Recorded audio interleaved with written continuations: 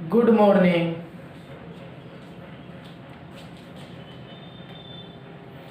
तो आज हम लोग एक नया यूनिट शुरू करने जा रहे हैं। पता है आप सबों को। तो ये यूनिट जो आपका शुरू होने जा रहा है यूनिट 16 है। और पता होगा यूनिट 16 है क्या? तो केमिस्ट्री इन एवरीडे लाइफ, दैनिक जीवन में रसायन। तो यूनिट लास्ट यूनिट 16 है, ये आपका केमिस्ट्री इन एवरीडे लाइफ। उधर आप यूनिट 10, 11, 12, 13 पढ़ चुके हैं। यूनिट 14 प्रायः बैच में हम ऑफलाइन क्लास में पढ़ा दिए थे। 15 किसी बैच में चल भी रहा था।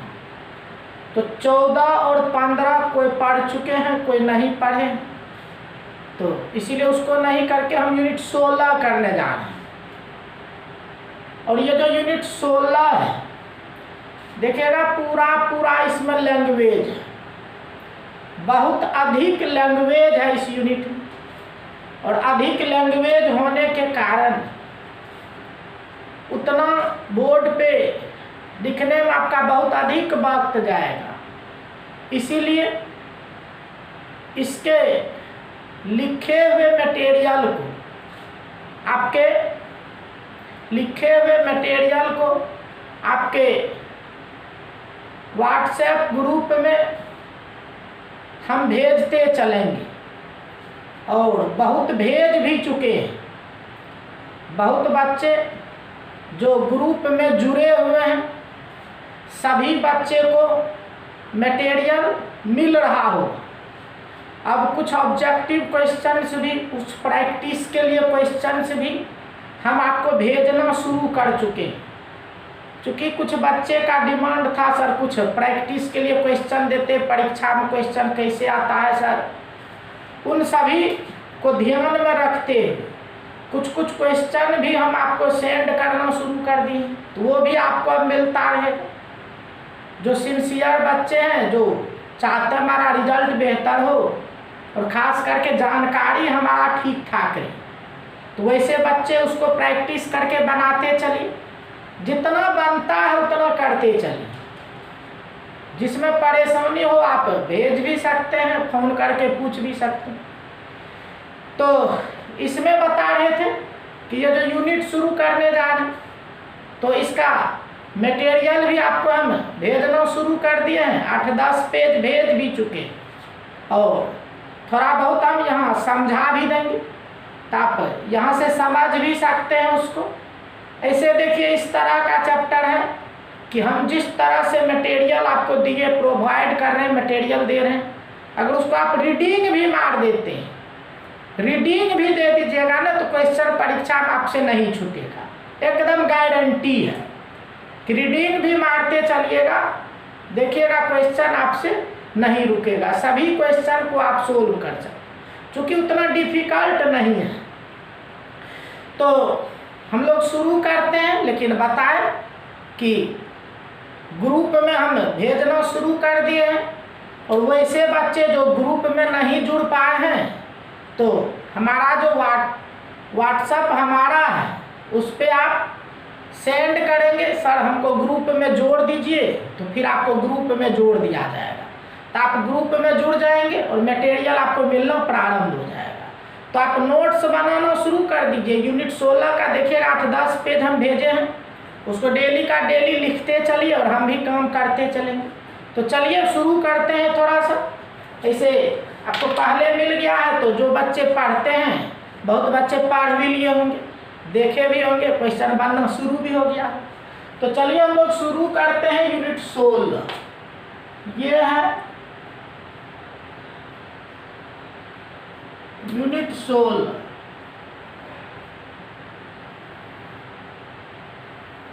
यूनिट 16 इसमें मार्क्स देखिएगा 3 मार्क्स। यूनिट 16 जो है, इस यूनिट 16 में 3 मार्क्स। चैप्टर का नाम है केमिस्ट्री।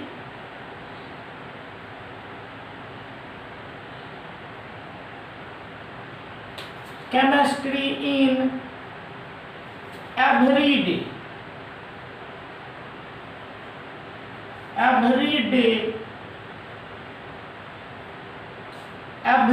life.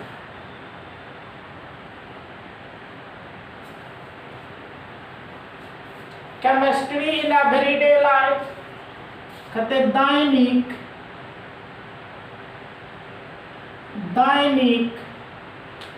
जीवन में रसायन, दैनिक जीवन में रसायन। देखिए यूनिट 16 मार्क्स 3 है, कहते केमिस्ट्री इन एवरीडे लाइफ, दैनिक जीवन में रसायन। तो दैनिक जीवन में रसायन, तो देखिए दैनिक जीवन में रसायन।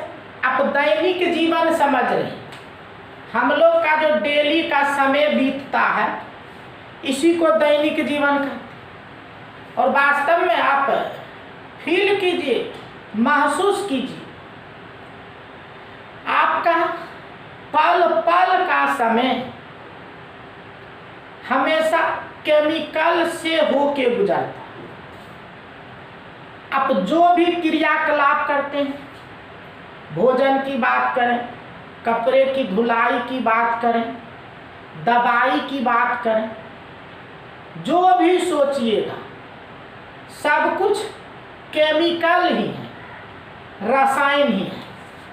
तो वास्तव में हम लोग ढेर सारे रासायनिक पदार्थ का उपयोग करते हैं अपने दैनिक जीवन। तो जानिए, जिस रासायनिक पदार्थ का आप उपयोग अपने दैनिक जीवन के लिए करते हैं, उसी का अध्ययन केमिस्ट्री के जिस ब्रांच में करते हैं उसी को हम लोग दैनिक जीवन में रसायन कहते हैं। हो गई बात स्पष्ट? तो क्या है दैनिक जीवन में रसायन? कहते हैं हम लोग अपने दैनिक जीवन में जिस रासायनिक पदार्थ का उपयोग करते हैं उसका अध्ययन, स्टडी, केमिस्ट्री के जिस शाखा में करते हैं उसी को दैनिक जीवन में रसायन कहते हैं। ठीक है? तो दैनिक जीवन में रसायन क्या हुआ? तो हम लोग अपने दैनिक जीवन में जिस रासायनिक पदार्थ का उपयोग करते हैं उसका अध्ययन केमिस्ट्री के जिस शाखा में करते हैं उसी शाखा को दैनिक जीवन में रसायन कहते हैं। तो चूंकि देखिए हम लोग का जो ये बॉडी है केमिकल रचित है, सब कुछ केमिकल से ही बना हो, और हम लोग के शरीर के अंतर्गत जितनी भी क्रियाएं होती है वो भी रासायनिक होता। इसीलिए कहा गया है कि हम लोग का शरीर भी एक रसायन है। तो वास्तव में हम लोग हमेशा रासायनिक पदार्थ पर निर्भर करते हैं, और यहाँ तक कि हम लोग का ये जो शरीर है ये भी रासायनिक पदार्थ है। तो यह शरीर भी क्या है? रासायनिक पदार्थ है। तो दो बात हम लोग सीख गए कि हम लोग अपने दैनिक जीवन में जिस रासायनिक पदार्थ का उपयोग करते हैं उसका अध्ययन केमिस्ट्री के जिस शाखा में करते हैं उसको दैनिक जीवन में रसायन कहते हैं। और हम लोगों के शरीर के बनावट में और शरीर में जितनी भी क्रियाएं होती हैं वो लगभग रासायनिक है। इसीलिए कहा हम लोग का शरीर भी एक रसायन है।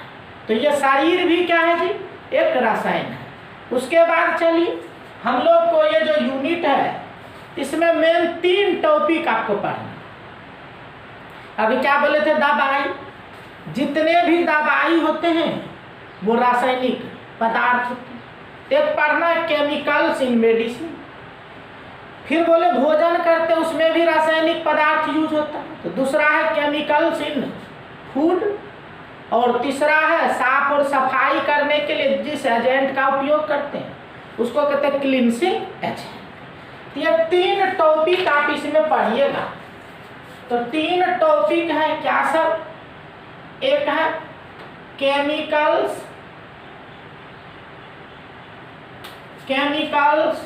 इन मेडिसिन, बी है केमिकल्स इन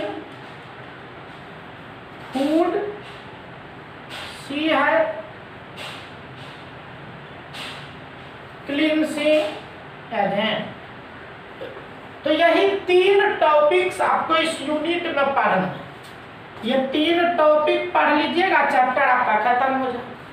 तो कहते हैं केमिकल्स इन मेडिसिन, औषधि में रसायन, केमिकल्स इन फूड, भोज्य पदार्थ में रसायन, और क्लींसिंग एजेंट। तो कहते हैं अपमार्जक या परिमार्जक। तो यही 3 टॉपिक की बात आपको करना है। तो इसी 3 में हम लोग चलते हैं, देखते हैं इस 3 के बारे में।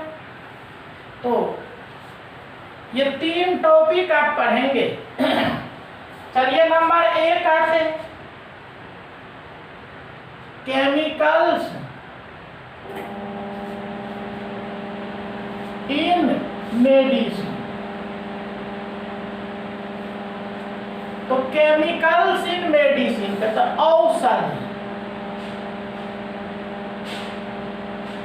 औषधि में रसायन। तो देखिए ये कहते हैं औषधि में रसायन। तो औषधि में रसायन, अब आइए ये क्या? तो सबसे पहले देखिए जो औषधि है, ये औषधि क्या लिखे? औषधि में रसायन। ये औषधि, जानिए ये जो औषधि होता है, औषधि हमेशा कम अनुभार वाले रासायनिक पदार्थ। ये जो आप औषधि देख रहे हैं, ये औषधि क्या होता है? कम अनुभार वाले रासायनिक पदार्थ। कम अनुभार वाले रासायनिक पदार्थ होते हैं ये औषधि। तो औषधि के लिए पहली बात हम लोग सीखे कि जब वो औषधि होगा तो वो कम अनुभार वाला रासायनिक पदार्थ होगा, ये औषधि। तो औषधि क्या हुआ? तो कम अनुभार वाला रासायनिक पदार्थ।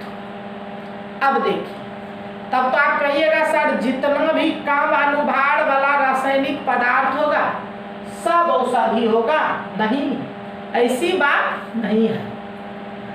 सभी कम अनुभार वाले रासायनिक पदार्थ को औषधि नहीं कहते हैं। तो कहिएगा सर किसको कहते हैं? किसको कहते हैं औषधि? तो जानिए, वैसे रासायनिक पदार्थ को औषधि कहेंगे जिसका आप उपयोग करेंगे तो वो आपके शरीर में किसी न किसी बीमारी को ठीक करेगा, शरीर में जाके क्रिया करेगा और क्रिया करके आपको किसी न किसी बीमारी से मुक्ति दिलाएगा। तो ऐसे ही रासायनिक पदार्थ को हम लोग औषधि कहें। क्लियर हुआ? क्या होता है औषधि?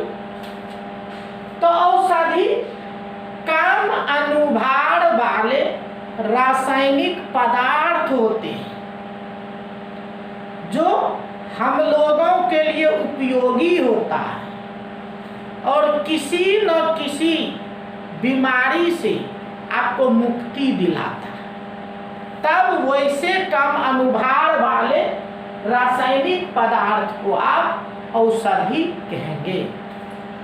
तब तो देखिए एक चीज और स्पष्ट हो लगता है, जितना भी औषधि होगा सब रासायनिक पदार्थ होगा। जो भी औषधि होंगे वो रासायनिक पदार्थ होगा। सभी औषधि रासायनिक पदार्थ होंगे, लेकिन सभी रासायनिक पदार्थ औषधि नहीं। क्लियर? तो क्या सीखे हम लोग कि औषधि है तो निश्चित रूप से वो रासायनिक पदार्थ है, लेकिन सभी रासायनिक पदार्थ औषधि नहीं होते हैं। कुछ रासायनिक पदार्थ ऐसा भी होता है जिसको आप लेते हैं तो राम नाम सत्य हो जाता है, तो क्या कहिएगा वह औषधि है? नहीं। अगर औषधि होगा तो आपके लिए वो उपयोगी होगा, आपको किसी बीमारी से मुक्ति दिलाएगा। तो देखिए, चलिए क्लियर हुआ पॉइंट कि सभी औषधि रासायनिक पदार्थ होते हैं, लेकिन सभी रासायनिक पदार्थ औषधि नहीं। उसके बाद जानिए, जितना भी औषधि होता है उपयोगी तो होता है, लेकिन तब तक उपयोगी होता है जब आप उसको एक निश्चित डोज में लेंगे। आप सुने भी होंगे कथन कि किसी भी चीज को आप अधिक लीजिए तो आपके लिए हानिकारक। सब कुछ अधिक मात्रा में हानिकारक होता है, लेकिन औषधि तो और अधिक हानिकारक होता है। आप देखते हैं कोई भी दवाई लेते हैं, डॉक्टर लोग मेडिसिन लिखता है तो उसका एक डोज देता है कि इतना डोज है, ऐसे इस मेडिसिन को लीजिएगा। तो सबसे महत्वपूर्ण बात होती है वो डोज। अब देखिए, आपको खांसी होता है, आप जाके कफ सिरप लेते हैं।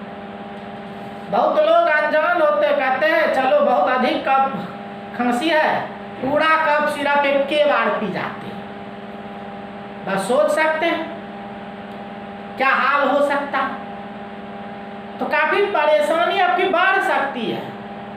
तो देखिए, औषधि तो उपयोगी होता है कब? जब उसका जो निर्धारित डोज है उतना लेने, उतना लेते हैं तो आपके लिए उपयोगी है।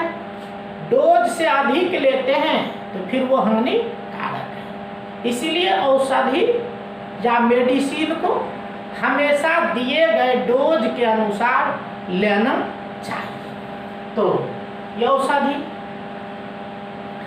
अब देखिए जो औषधि है बताए कि निश्चित डोज में आपको लेना है तो फिर आपके लिए ये उपयोगी होता है। तो औषधि के बारे में बहुत कुछ आप सीखे, तो ये औषधि के बारे में पढ़ें।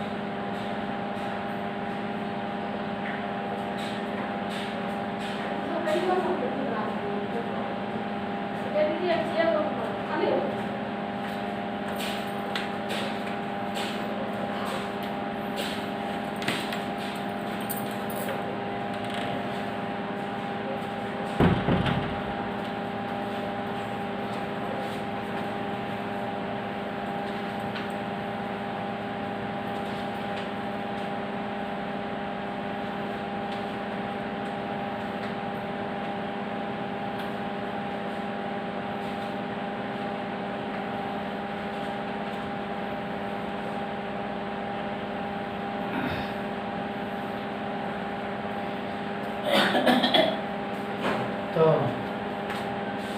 चलिए थोड़ा हमको नीचे गेट खोलने जाना पड़ा, उसी में एब्सेंट थे। तो चलिए बता रहे थे औषधि। अब देखिए ये जो औषधि है, आपको इतनी बात हम बता दी कि इसको एक निश्चित मात्रा में लेना, तब ये आपके लिए उपयोगी है। अब देखिए एक औषधि होता है जो आदत डालने वाला होता है। अब कभी सुने होंगे ड्रग होता है, ड्रग। अब कहिएगा ड्रग और औषधि में क्या अंतर है सर? ये औषधि है, ये ड्रग होता है, इस दोनों में अंतर क्या?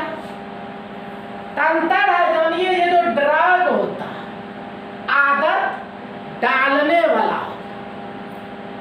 अगर कोई औषधि हो, वह औषधि आदत डालने वाला हो, तो औषधि यदि आदत डालने वाला होता है, उस आदत डालने वाले औषधि को हम लोग क्या कहते हैं? ड्रग कहते हैं। तो ड्रग और औषधि में अंतर हम लोग समझ रहे। अगर वो ड्रग होगा तो क्या होगा? वो आदत डालने वाला होगा, लेकिन औषधि आदत डालने वाला नहीं होगा। ठीक है, तो ये मेन अंतर है किसमें जी? ये औषधि में और ड्रग।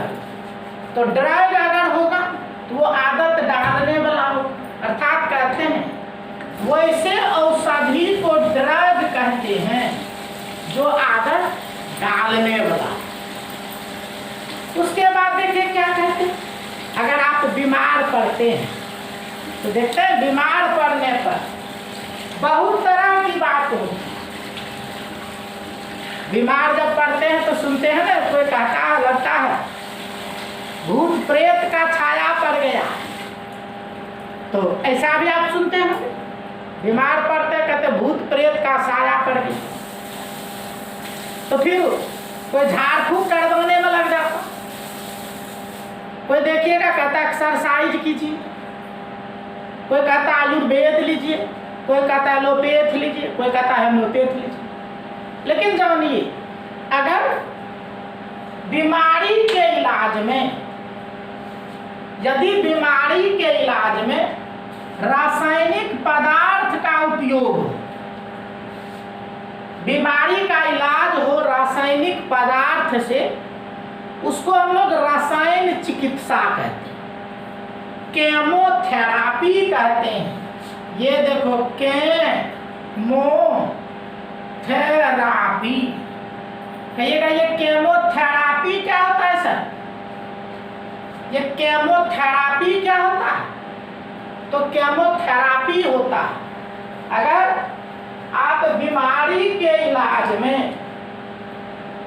अगर आप बीमारी के इलाज में रासायनिक पदार्थ का उपयोग करते हैं, तब उसको हम लोग रसायन चिकित्सा केमोथेरापी कहते हैं।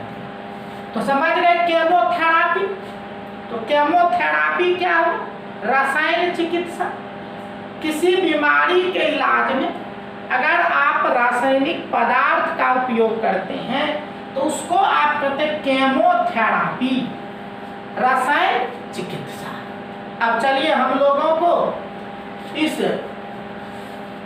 औषधि में रसायन से संबंधित 10 केमिकल्स का आपको अध्ययन करना। 10 केमिकल्स का अध्ययन करना है आपको। इस केमिकल्स इन मेडिसिन, तो कितने पढ़ेंगे आप? इसमें 10 केमिकल्स के बारे में आपको अध्ययन करना। 10 केमिकल्स को आप पढ़ेंगे इस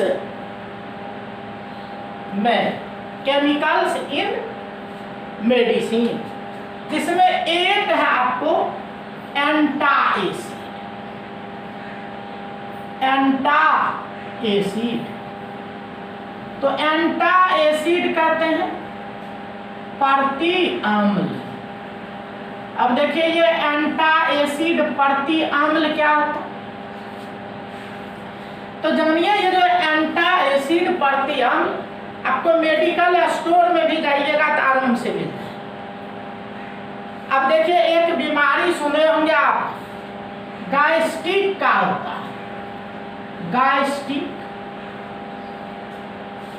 और ये जो गैस्ट्रिक के बीमारी, गैस्ट्रिक से पीड़ित व्यक्ति होते हैं, देखते सुनते होंगे, कुछ खाते न पीते हैं लेकिन पूरा गैस बनता है। कभी निश्चित रूप से आप फील किए होंगे। और जब गैस की परेशानी होती है तो देखिए खट्टा खट्टा डकार आती रहता है। खट्टा खट्टा जो डकार आता है तो समझिए ऐसे व्यक्ति में क्या बनता है, ये HCl, पेट में HCl की मात्रा बढ़ जाती है। आपके शरीर में ग्लैंड है गैस्ट्रिक ग्लैंड, उसी गैस्ट्रिक ग्लैंड से पेट में ये HCl निकलते रहता है।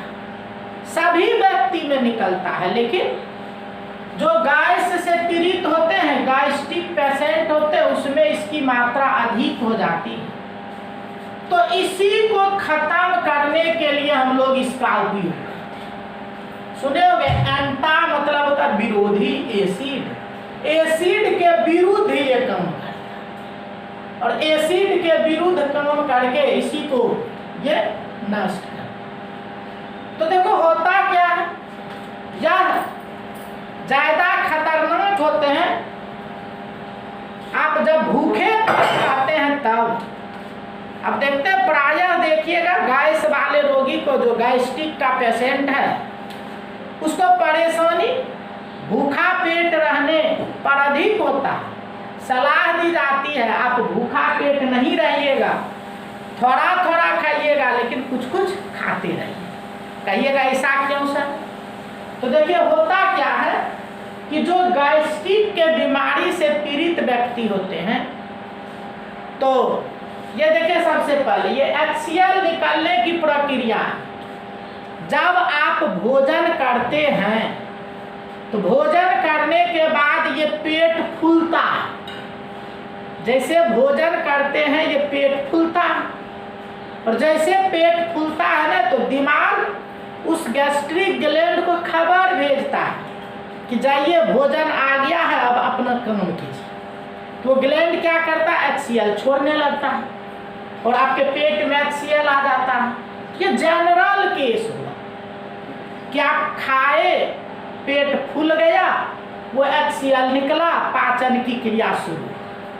लेकिन जरा विचार कीजिए, जो गैस्ट्रिक के पेशेंट हैं, गैस के बीमारी, वो कुछ खाता नहीं है, गैस बन गया, पेट फूल गया, और जब पेट फूल गया तो दिमाग समझा भोजन आ गया।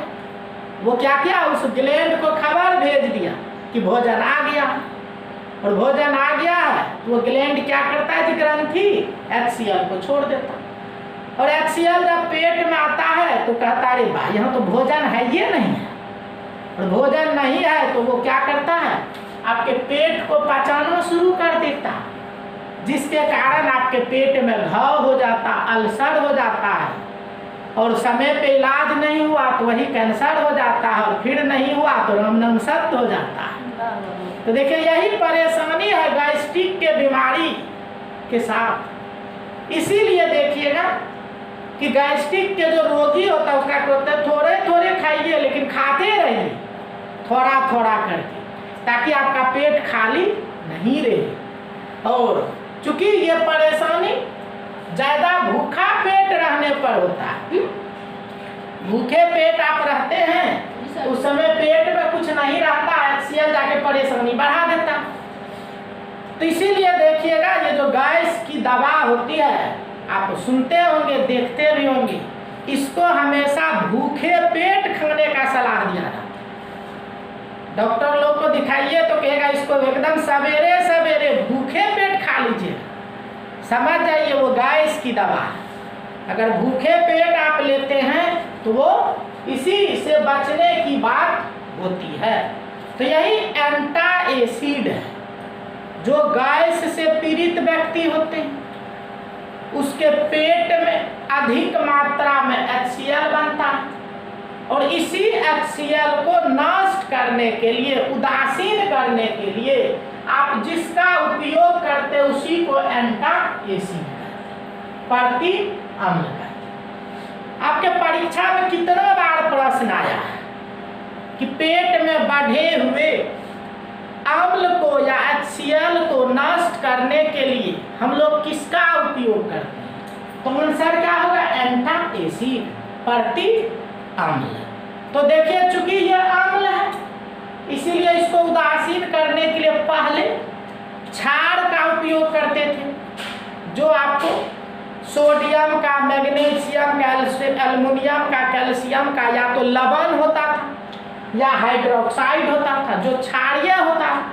आप सुने होंगे अम्ल और क्षार आपस में प्रतिक्रिया करता है, तो वैसे केमिकल को लेते थे तो क्या करता था, इस दोनों को क्रिया करके लवण बना देता था, जल बना देता था, जो आप के लिए परेशानी से बचने का कारण होता था।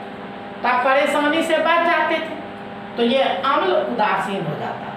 तो यही था एंटाएसिड। अगर कहे गैस से पीड़ित व्यक्ति के लिए कौन सा केमिकल यूज करते हैं? एंटाएसिड। पेट में बढ़े हुए अम्ल को नष्ट करने के लिए कौन सा केमिकल लेते हैं? तो कहते हैं एंटाएसिड। तो ये एक हम लोग खत्म कर लिए, एंटाएसिड।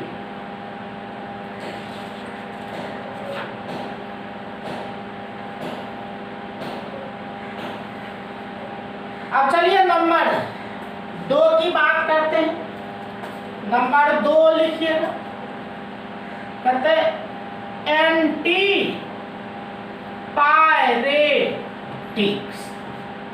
तो एंटी पायरेटिक्स इसी को देखो कहते हैं ज्वारनंशक, ज्वारनंशक या ज्वारहारी।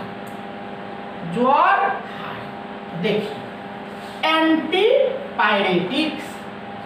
तो सबसे पहले जानो एंटी मतलब विरोधी होता है, पायरो मतलब हीट होता है, ताप।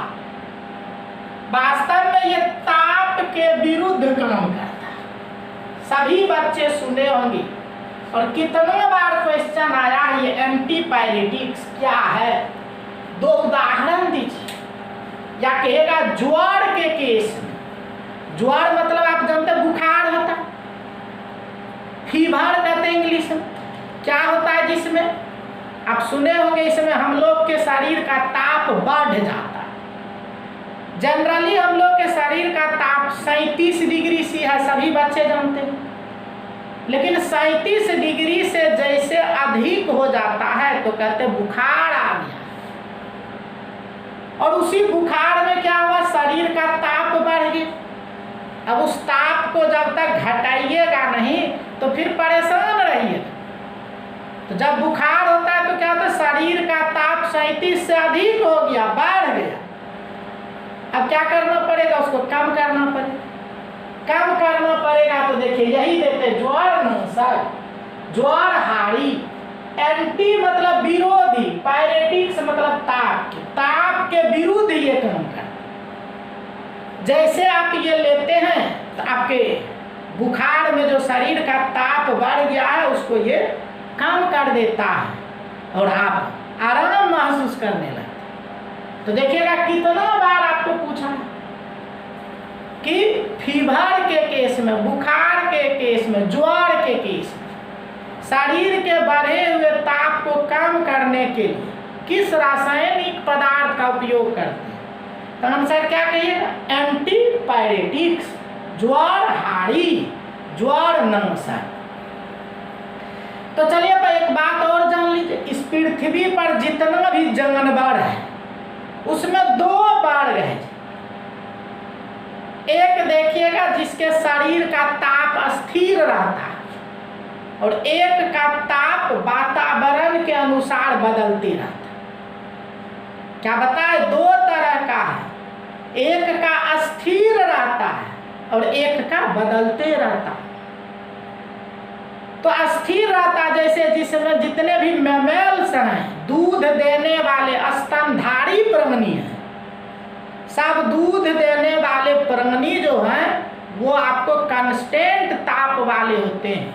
इसको हम लोग वार्म ब्लडेड कहते हैं। सुने होंगे गर्म खून वाला जानवर। तो वास्तव में हम लोग जो हैं वो गर्म खून वाले जानवर हैं। हम लोग ऐसा जानवर हैं जो गर्म खून वाले हैं, वार्म ब्लडेड है। तो क्या मतलब समझिएगा, हम लोग का खून पूरा गर्म है? नहीं जी, ऐसा नहीं है। मतलब ये है कि हम लोगों के शरीर का ताप स्थिर रहता है। गर्मी का मौसम हो, ठंडी का मौसम हो, वर्षा का मौसम हो, किसी भी मौसम में हम लोग के शरीर का ताप बदलता नहीं है। लेकिन मौसम का जो ताप बदलते रहता है, यही तो कारण है। आप ठंडी में ठंडी, गर्मी में गर्मी महसूस करते हैं। लेकिन जो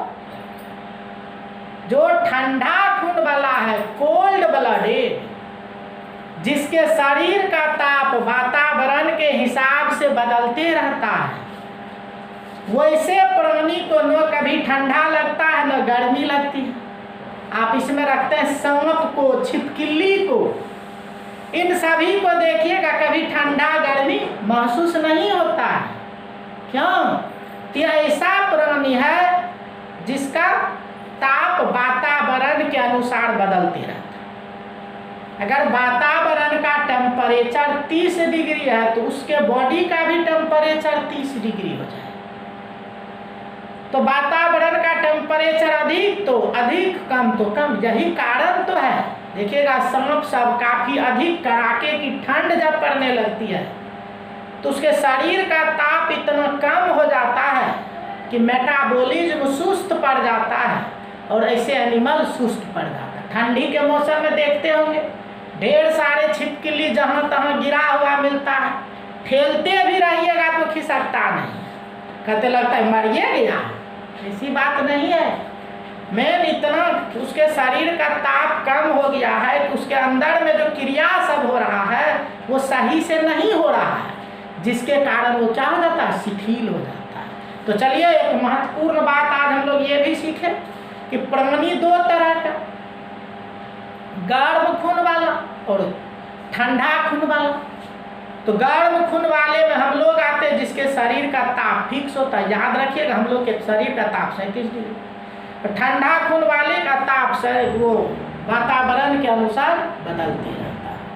तो ये वातावरण के अनुसार बदलते रहता है। तो वास्तव में हम लोगों के शरीर का ताप अगर 37 डिग्री से अधिक हो जाता है उसी को फीवर कहते हैं, और उसी में जिसका उपयोग करते हैं उसको एंटीपायरेटिक्स कहते हैं, ज्वर हारी कहते हैं, ज्वर नाशक कहते हैं। जैसे उदाहरण में देखिएगा एनाल्जिन है, नोवाल्जिन है, फेनासेटिन है, इन सभी का उपयोग हम लोग करते हैं एंटीपायरेटिक्स के रूप में। पैरासीटामोल है तो यही है आपका एंटीपायरेटिक्स। तो बुखार में हम लोग इसको उपयोग करते हैं एंटीपायरेटिक्स। तो एंटा एसिड बढ़े हुए HCl को खत्म करता। एंटीपायरेटिक्स बुखार में हम लोग यूज करते हैं।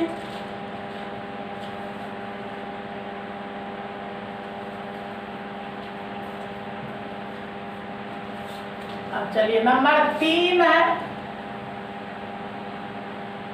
Anti histamine. एंटी हिस्टामिन कहते प्रति हिस्टेमिन। तो अब देखिए एंटी हिस्टामिन या प्रति हिस्टेमिन ये क्या होता? एंटी हिस्टामिन या प्रति हिस्टेमिन तो जानो ये एलर्जी,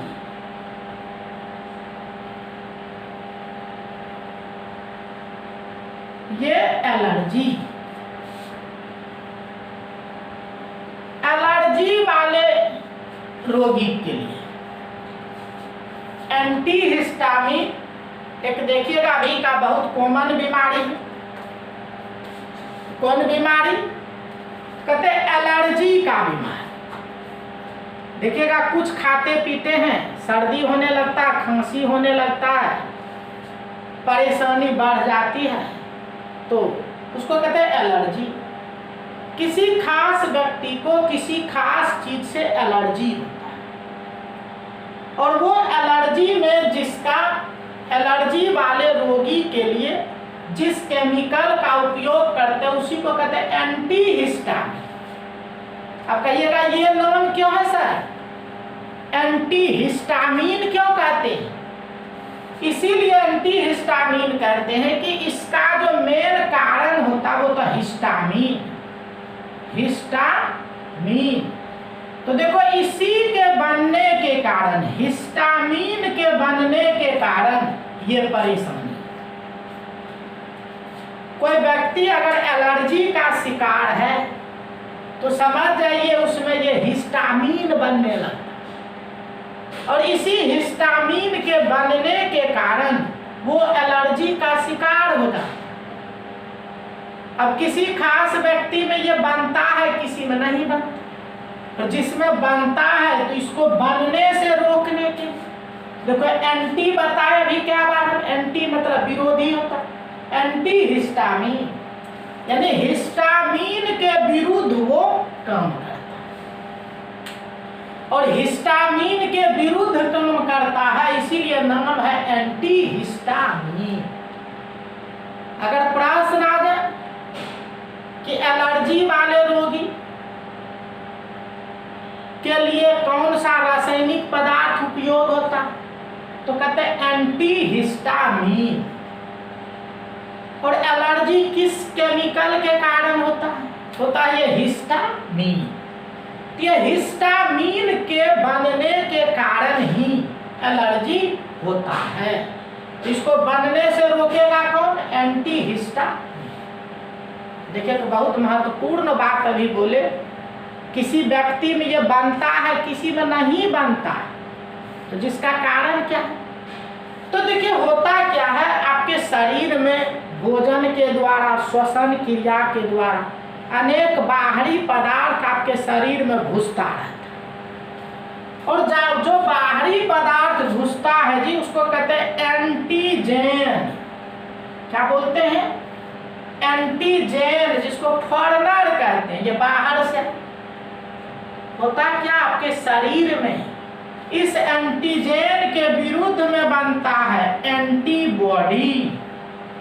ये एंटीबॉडी, और यही एंटीजेन और एंटीबॉडी एक दूसरे से रिएक्शन करना शुरू कर देता है। तो ये देखिए बाहर से आया एंटीजेन, सुने होंगे अभी सभी बच्चे इस कोरोना के समय में कहते होंगे इम्यून सिस्टम को मजबूत कीजिए। वही इम्यून सिस्टम है जो एंटीबॉडी बनाता है, डेवलप करता है, और यही एंटीबॉडी जब बनता है तो उस बाहरी से रिएक्शन करता, उसको नष्ट अगर कर दिया तो फिर आपको दवाई की आवश्यकता नहीं होती है। यही कारण है जिस व्यक्ति का इम्यून सिस्टम मजबूत है वो ऐसा एंटीबॉडी बना देता है कि बाहरी पदार्थ को मार गिराता है और आपको दवाई लेना नहीं पड़ता। लेकिन कभी कभी क्या होता है, ये दोनों आपस में मिल जाता है, और मिल के एक विशेष सेल है जी मास्ट सेल। ये मास्ट सेल, इस मास्ट सेल के ऊपर ये दोनों के मिलने से जो बनता है इसके सतह पर बैठ जाता। कभी कभी एंटीजेन और एंटीबॉडी एक दूसरे से दोस्ती कर लेता है, रिएक्शन नहीं करके दोस्ती, और दोस्ती करके इस मास्ट सेल को प्रेरित करता है इस हिस्टामिन को छोड़ने की। तो यही फैक्ट्री है जो मास्ट सेल जिसमें हिस्टामिन बनता है। तो उस मास्ट सेल से हिस्टामिन बनने लगता है और व्यक्ति एलर्जी का शिकार हो जाता है। और तब जब आप एंटी हिस्टामिन लेते हैं तो वो इस दोस्ती को तोड़ देता है, और तब जाके ये फैक्ट्री बंद हो जाता है। और फैक्ट्री बंद हो जाता है तो ये हिस्टामिन बनना बंद हो जाता है, आप एलर्जी से मुक्त हो जाते हैं। तो यही है एंटी हिस्टामिन। मीन, जो किसके द्वारा यूज होता है? तो आपको जो एलर्जी से पीड़ित व्यक्ति होता है, सर्दी जुकाम से पीड़ित व्यक्ति होता है, वैसे ही रोगी इसका उपयोग करते हैं हिस्टामीन को बनने से रोकने के लिए। हिस्टामीन कहाँ से बनता है? तो मास्ट सेल से बनता है, और एंटीजन एंटीबॉडी मिल को इसको प्रेरित करता है हिस्टामीन छोड़ने का। तो यही था एंटी हिस्टामीन, प्रतिहिस्टामीन। तो देखिए बताया एंटा एसिड, प्रति अम्ल, बढ़े हुए HCl को कम करेगा। एक पढ़े एंटीपायरेटिक्स, शरीर का जब टेम्परेचर बढ़ जाएगा, बुखार आ जाएगा, उसको कम करेगा। एंटीपायरेटिक्स ज्वर, हाड़ी ज्वर नाशक। और तीसरा पढ़े एंटी हिस्टामीन, जो एलर्जी से पीड़ित होगा वैसे व्यक्ति इसका उपयोग करें। और एलर्जी से पीड़ित व्यक्ति में हिस्टामीन बनेगा। कहाँ से बनेगा? तो मास्ट सेल से बनेगा। इसी को रोकने के लिए हम लोग क्या लेते हैं? एंटी हिस्टामीन लेते हैं। एग्जाम्पल ढेर सारे आपके नोट्स में हम लिख दिए हैं, जैसे बेनाड्रिल हो गया। तो इस तरह से बहुत सारा है जो आपको मिल जाएगा। तो ये था एंटी हिस्टामीन।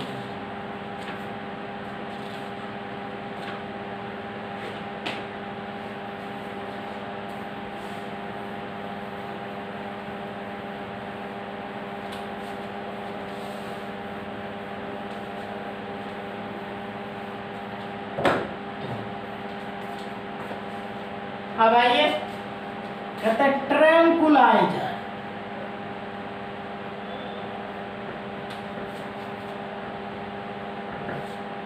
ट्रैंकुलाइजर कहते प्रशमनक। Tranquilliser, tranquilliser प्रशमनक। ये ट्रैंकुलाइजर है जी प्रशमनक। अब कहिएगा ये क्या है सर? ट्रैंकुलाइजर। ये ट्रैंकुलाइजर है प्रशमनक। अब देखिए कुछ व्यक्ति में देखिए आदत होता है, किसी भी बात का बहुत अधिक टेंशन लेता, बहुत अधिक सोचता है। अगर व्यक्ति अधिक सोचने और मानसिक तनाव के कारण मानसिक रोगी बन जाता, तो ऐसे मानसिक रोगी के लिए इसका उपयोग होता है। तो क्लियर हो गया? ट्रैंकुलाइजर किसके लिए है? मानसिक रोगी के लिए।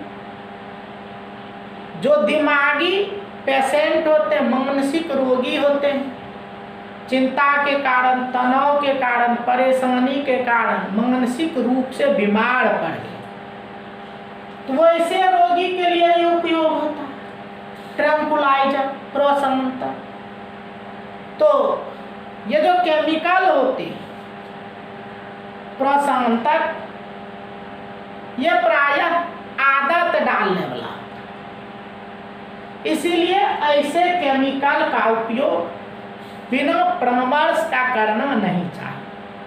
जब तक डॉक्टर सलाह नहीं दे तो हम लोग इसका उपयोग नहीं करते, क्योंकि हैबिट फॉर्मिंग होता है, आदत डालने वाला होता है। इसीलिए इसका उपयोग बिना डॉक्टर के परामर्श के हम लोग नहीं करते। उसके बाद देखिए ये जो मानसिक रोगी होता है, आप देखते होंगे, सुने भी होंगे, ऐसे रोगी को सही से नींद नहीं आती है।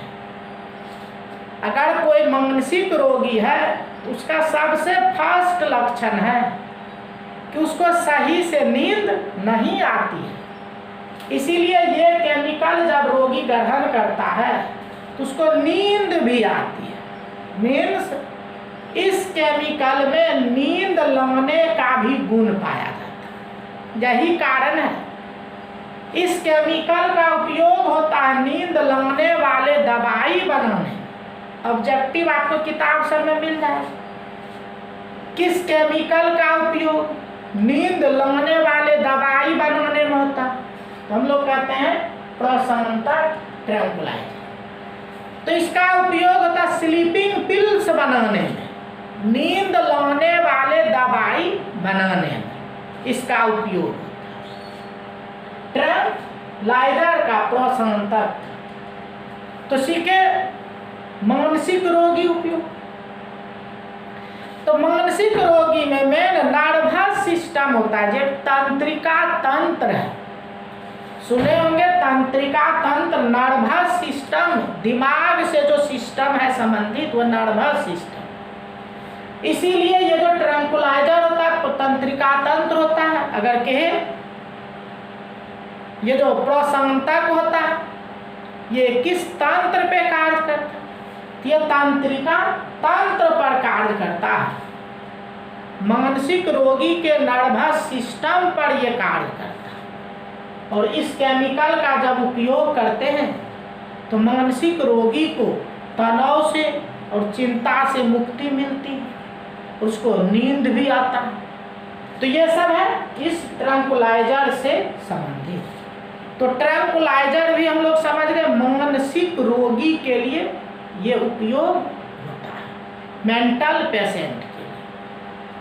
तो ये चार हम लोग चर्चा किए, ढेर सारा उदाहरण हम आपको एग्जाम्पल में लिख दिए हैं। Veronal, सेपोनल, इक्वानिल, serotonin, मेप्रोबामाटेड, डायजेपॉक्साइड,